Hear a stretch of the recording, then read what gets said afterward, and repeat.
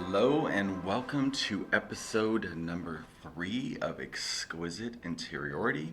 It's a special 9-part series dedicated to taking care of yourself from the inside out. And it is brought to you by MPowered Podcast. I am Michael Abney. And I am Marilyn Egan. And we created MPowered Podcast last year to a way for us to express what we wanted to express in this format and to create whatever the universe wanted to create through us. And now we're in the middle of this amazing. I'm loving it so far. Yes. Well, and those were about living consciously, which really, this is just a deeper level of living consciously. It's funny, because we're doing this all in one day. So if you're listening along, you're taking the ride with us, which is amazing. But I just shared in between the last one and this one, I'm starting to feel like my body open up as we're starting to talk about this. And I'm like, really, because at the beginning of anything, even though we've done this before, it's not scary, but you do get that like sort of in your head moment, which I think all of us experience. Yeah. And then when you're just let go and I feel it's starting to work as we're moving through this. So let's go over our topic for today. Is episode number 3. We're talking about the third chakra, the solar plex, and that's where we deal with our self, our authentic self. The sound is rum, and the color is yellow, and it is located right below the rib cage. Yes. That's where the center for that is? Actually, below the breast line, because there are organs that are underneath our rib cage that still are a part of the third chakra. So it's a very fine line there. But it's in there somewhere. And to the navel, the navel, in between. So the word that's connected to this is the self, the authentic self. And the meaning of that is a person or a thing referred to with respect to complete individuality. Wow. That's the dictionary.com version.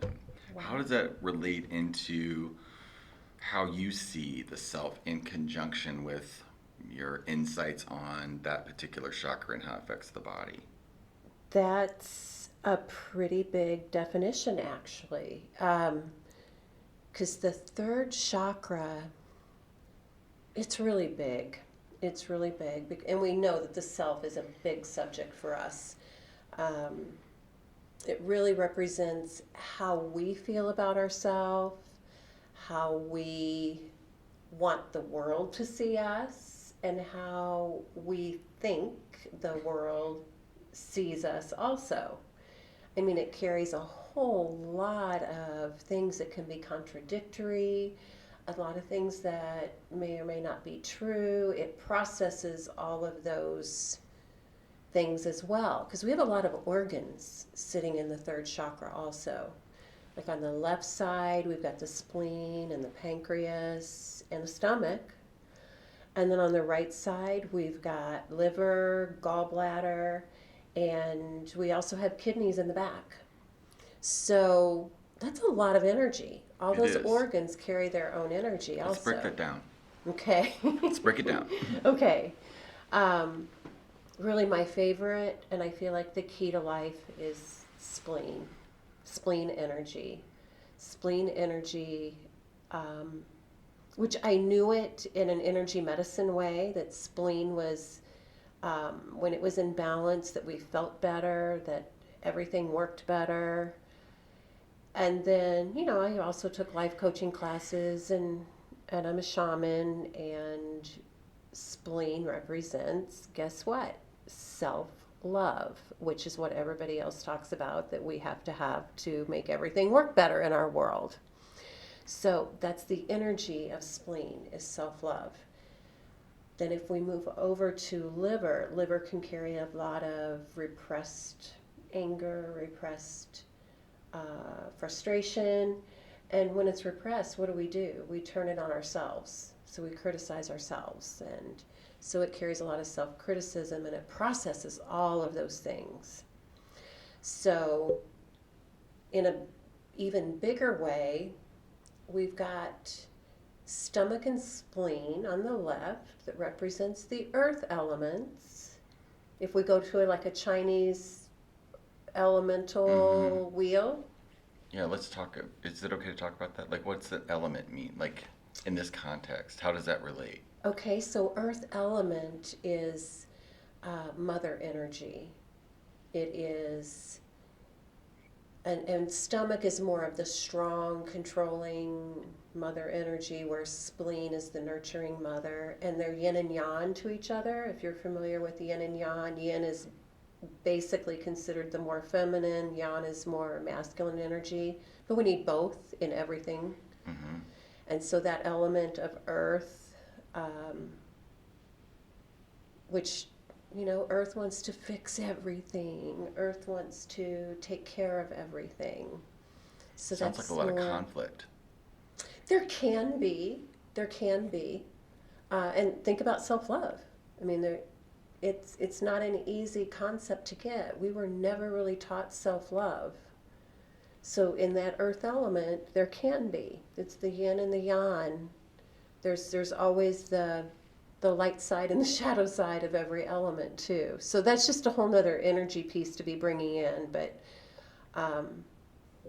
with earth element on this side, and then on the other side is wood element of liver and gallbladder, which process everything, but they carry a lot of structure and a lot of maybe authority, a lot of get things done kind of attitude. So you've got your nurturer and your get things done, your doer. Like all in the same thing. Like the Right. bulldozer energy. Like, I'm going to get this done no matter what.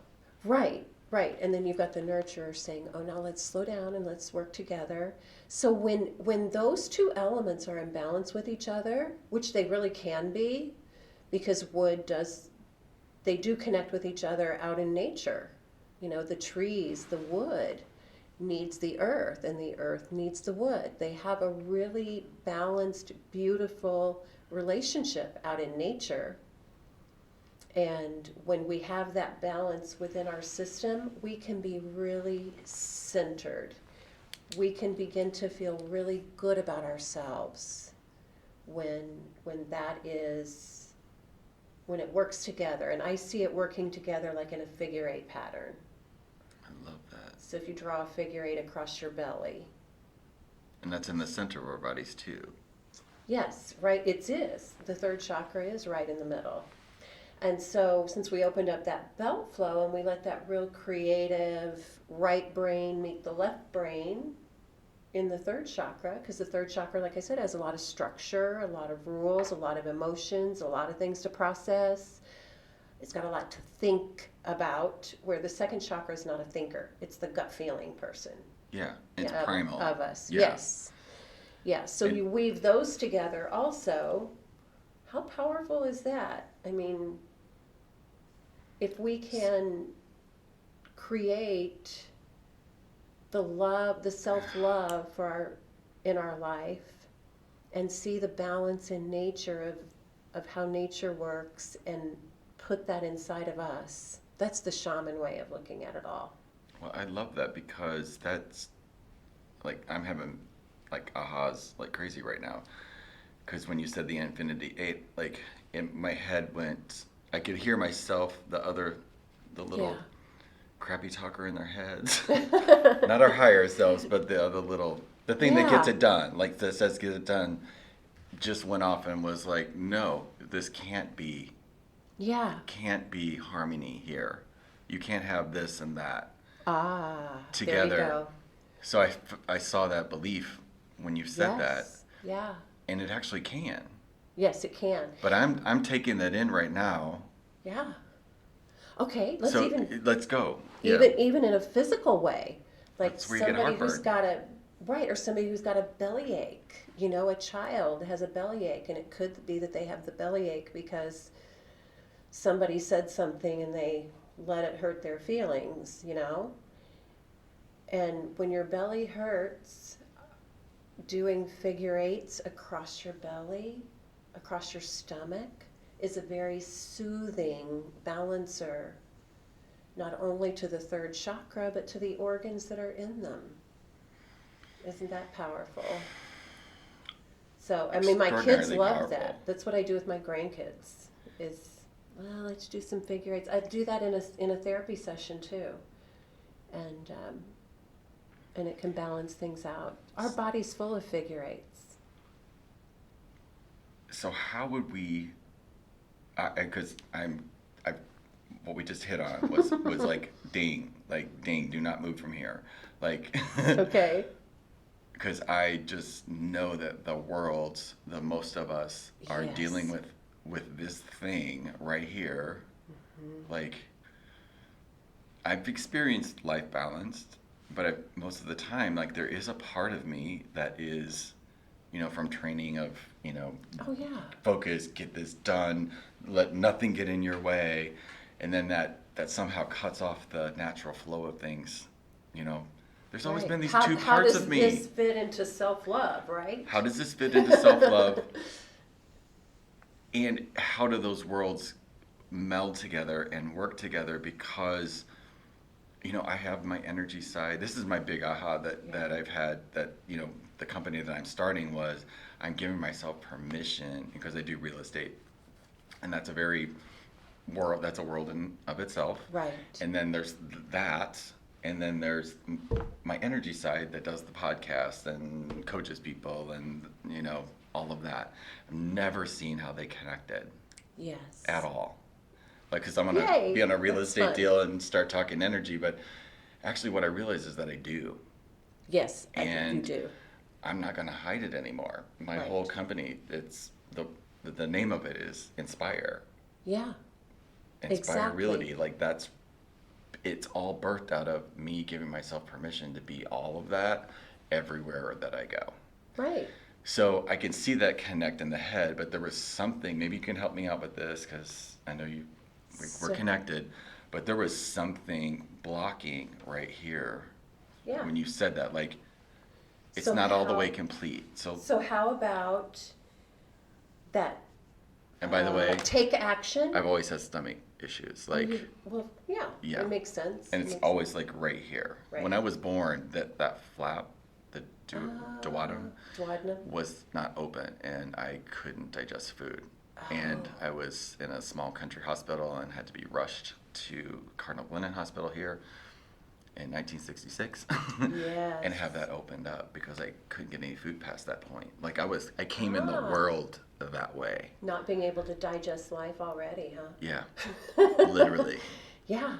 So that's Yeah. no accident that's why Mm-hmm. there's something not connected here. Yeah.